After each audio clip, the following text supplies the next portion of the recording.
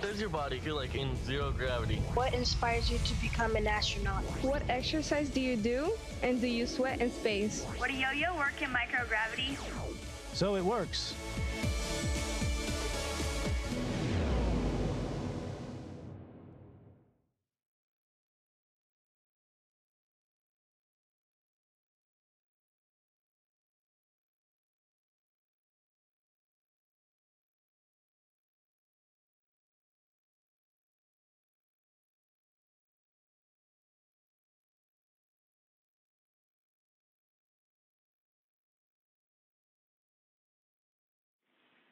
Station, this is Houston. Are you ready for the event?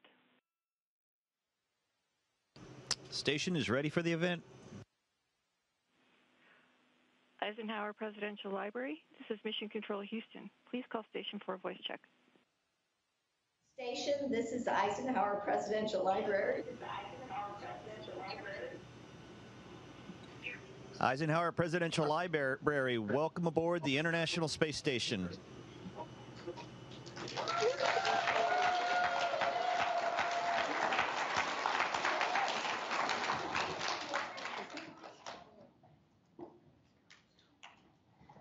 My name is Cooper, and my question is, what type of experiments are you doing, and what is your favorite? We have over 200 experiments occurring on any given day here on the International Space Station. I'm involved in a lot of them, but my favorite thus far has been right down here in the Japanese lab. I am helping some researchers on Earth grow some plants to get an idea of how this environment can affect plant growth. Growing plants is really important if we want to head out into the solar system. My name is Brooklyn. My question is, can you see Hawaii volcano eruptions from space? Yes, both during the day you can definitely see the plumes of ash and smoke leaving the island, and it can stretch. I saw one day it was kind of clear, and this plume that must have gone for 1,000 miles. But at night, you just see this little glowing ball on the Pacific Ocean, and when you look with a pair of binoculars, you can actually see the individual lava flows. It's quite impressive.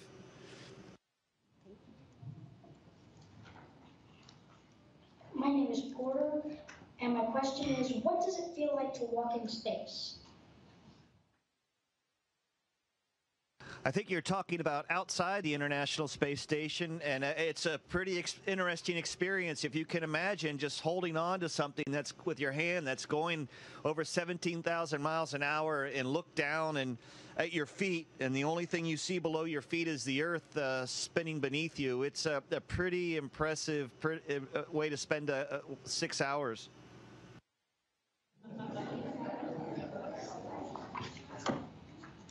My name is Grayson.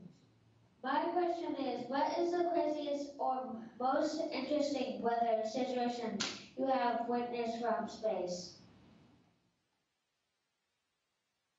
Well, you know, we're coming up on hurricane season, and I've seen one big typhoon when I first arrived here in the Indian Ocean. But I actually flying down not far from you, and you guys are very familiar with this. One evening, coming across Oklahoma and the panhandle of Texas, just these massive anvil clouds that surely were generating tornadoes below. We can't see the tornadoes, but just by the sheer size of the clouds and the lightning strikes, you knew something really amazing and scary was happening below.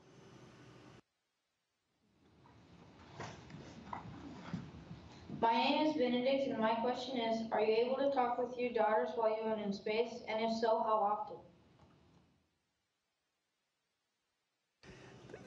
Thanks for asking that. Not enough. I do get to talk to them. They have things going on. We're kind of on London time, and they're back in the U.S., so that time difference makes it a little bit hard. I could talk to them every day if we both had the time, but I get to video conference with them once a week, which I really look forward to, and I try to call them a couple times during the week just to check in and to let them know I miss them and care about them.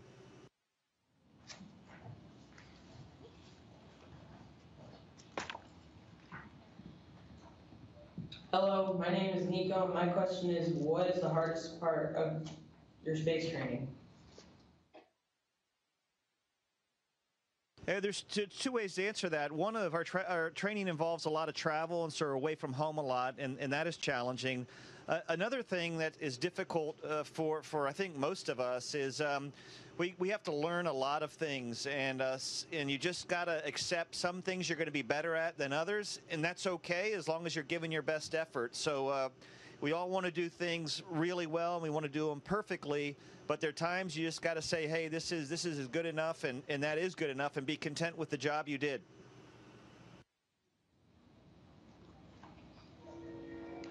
My name is Aiden. My question is, who or what inspired you to teach science around the world? I was really fortunate growing up. I grew up in Maryland, and I had some amazing teachers in the public schools and universities in Maryland. And so I would say the teachers who invested time and energy in me, trying to get me to figure out what I wanted to do when I grow up, and being patient with me and giving me some ideas, really, I think, said a bit that when I started thinking about a career, it just seemed like something that was terribly interesting and important to do, and it is. I think it's the single most important job there is.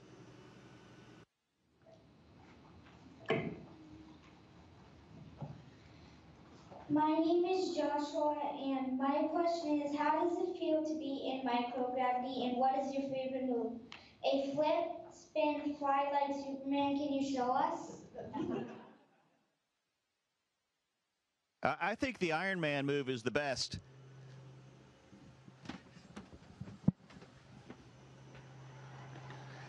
Yeah, we just never get tired of doing things like that. It's a lot of fun.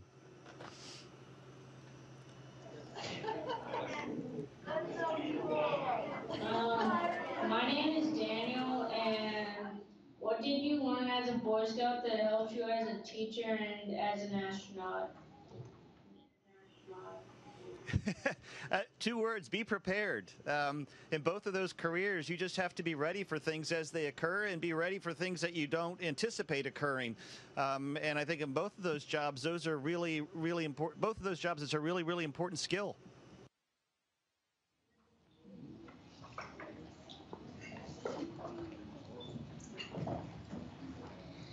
My name is Simon, and my question is, what supplies did SpaceX bring you? Thousands of pounds of science equipment and experiments. It'll also bring up food for some of us. It'll bring up maybe some letters from home. It'll bring up supplies for the space station. And there's a rumor out there that maybe even a little bit of ice cream made the journey to outer space for us. So everyone is really excited about that.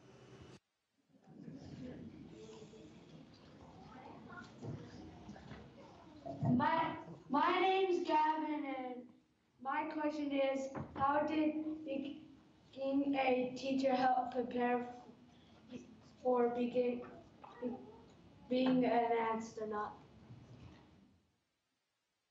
I really appreciate you asking that question. Watch your teacher at work one day and see all the things they are juggling at once to provide you and all your classmates with the education that you need. And you just need to be able to balance a lot of things and keep a lot of balls in the air and not let any of them drop. And that's very similar to your job up here. There's a lot going on. It's a very busy place. There's a lot of demands on your time. And that skill of being able to just kind of focus on a lot of things simultaneously and not let anything fall through the cracks, I think translates very well between the two jobs. Bye, Super Dad.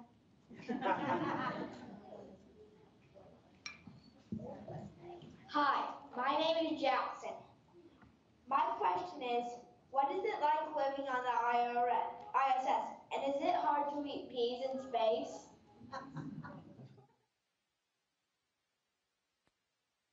The ISS is a pretty fun place to live. I'm up here with a great crew, really great people. We have great people on the ground that we get to work with every day. As far as peas, it is the same eating peas on Earth as it is in space, because I don't like eating peas. So I haven't eaten them on the Earth. I don't eat them on Earth, and I don't eat them up here. However, like I have peanuts, which are very similar to peas. And someone asked about Hawaii. This is actually a macadamia nut. So playing with your food in space is a little bit more fun than on Earth.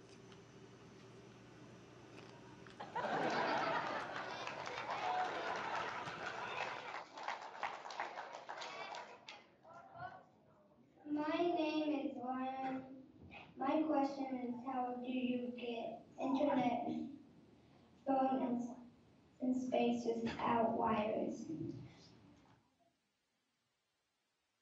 Yeah, we send it up at radio signals up to the International Space Station and have antennas outside that help us do that. We don't have really good internet access up here. We do get email regularly, which is really nice. And what internet access we do have, it enables us to make phone calls home. And you can kind of check a little bit on the internet to see what's going on. But I've also found it's something I haven't really missed that much.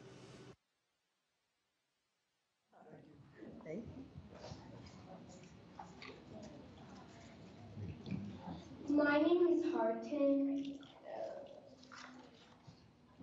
My question is, how did you have to learn Russian to communicate with the Russian cosmonauts on the space station? Yeah, so language is only part of it. We do need to learn to speak Russian, and our cosmonauts learn to speak English. However, to really work with someone and live with them, you have to understand more than the language. You have to understand the culture. So we spend a lot of time in Russia, and also we go to Japan. We spend time in Germany with our European colleagues training. And so it's being able to communicate, but it's also being able to understand, the differences and to be able to celebrate the differences. I was down in the Russian segment yesterday, and when Russia won their World Cup match, and it was great celebrating that with Sergei. I don't watch a lot of soccer, but he was very excited about it, and it was really fun to be there. So language is a piece of it, but just getting to know the people and what they value is a really important thing here. I think it's also really important on Earth.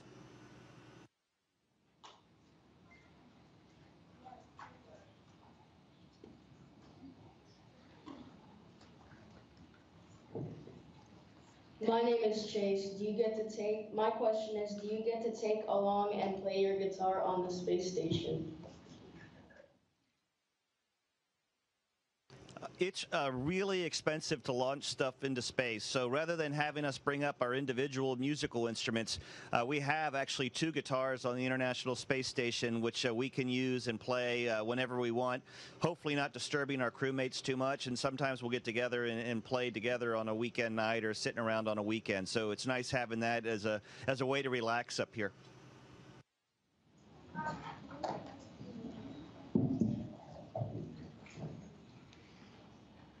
My name is Sean. My question is, do you do any tests or work with the Mars Exploration Rover from the space station?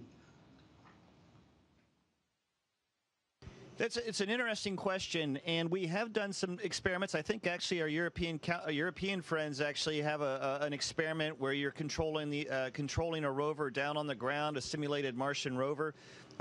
Obviously, that's important. That you're asking a great question and thinking great ideas.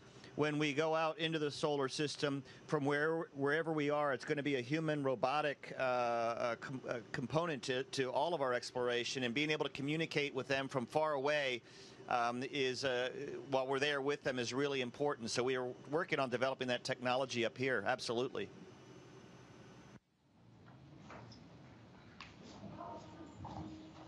My name is Gavin, and my question is, how long does it take to get to the moon?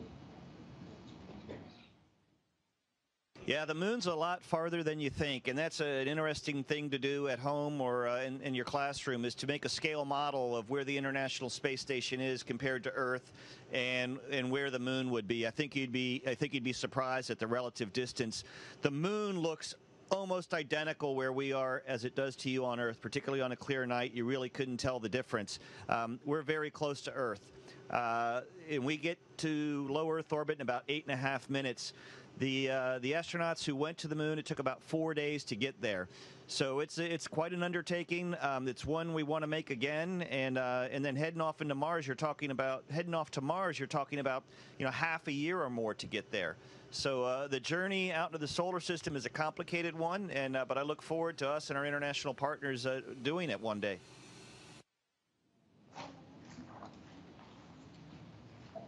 My name is Tommy. My question is, what are your favorite views of Earth from the space station? There are so many. It's always great to see my home state of Maryland from space. Two really amazing passes are down the west coast, California, along Baja, Mexico, and then down across Peru and Chile and Argentina. That's just a fabulous view of all those wonderful places. And also this morning, as we were watching SpaceX catch up to the International Space Station, we flew right over the Alps, straight down Italy, across Greece, and then down across the Nile Delta and the Red Sea, and that was just absolutely phenomenal as well. The Earth, the view of our home planet never gets old.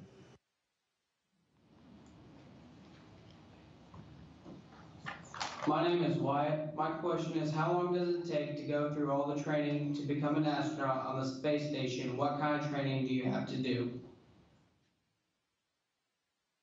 So when you first get hired as an astronaut, you train for about 1.5 years, 2 years, just to learn space systems, aircraft systems, a lot of different things that we do. And then when you are lucky enough to get assigned to an expedition to the International Space Station, you could spend up to 2.5 years training. We have to learn space station systems. We have to learn, frequently you don't have a doctor up here. We have to learn medical skills. We have to learn how the scientific equipment works. We have to learn how to repair things on the ISS. We have to learn how to do spacewalks. We have to learn to fly the robotic arm. We need to learn to speak Russian. So as I was saying earlier, you have to accept your limitations as a person, know some things you're going to be great at, some things you're only going to be adequate at, and be happy with that just as long as you know you're doing your best.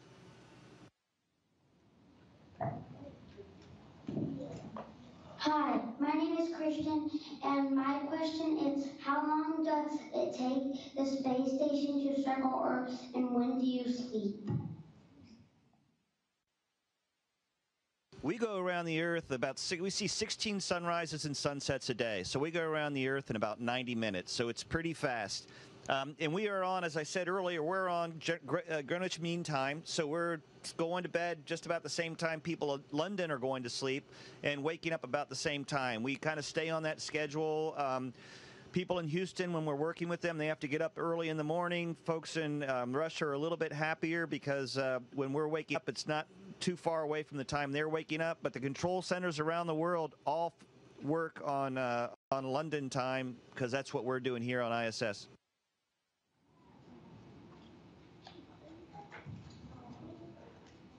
My name is Darius, and my question is, how long have you been on the space station, and when do you get to come home? We have been here since about the March 20-something, 23rd, I think we arrived, and so we're over halfway, and we've been up here just over 100 days, and we'll go home in less than 100 days. So our stay here will be just short of 200 days, and we should land in early October.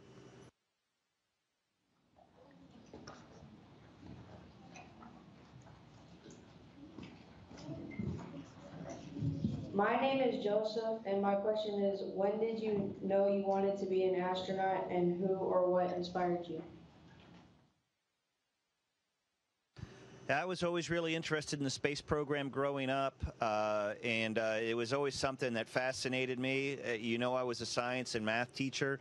I really wasn't on that career path, although I had the science background to apply for the job. And when I saw that NASA was interested in hiring people out of the field of education who had a science background or a math background or an engineering background, I felt like I owed it to myself to apply and see what happened. I always told my students, don't be afraid to at least try. The worst that's going to happen is someone's going to tell you no, and you can keep trying and trying and trying again.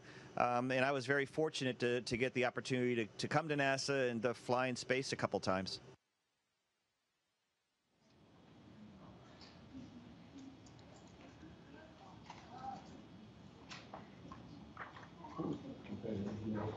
We got word that that's our last question for you. Thank you.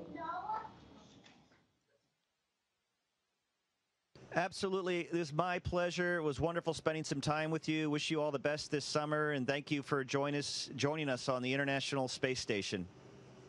So long. Station, this is Houston ACR. That concludes the event.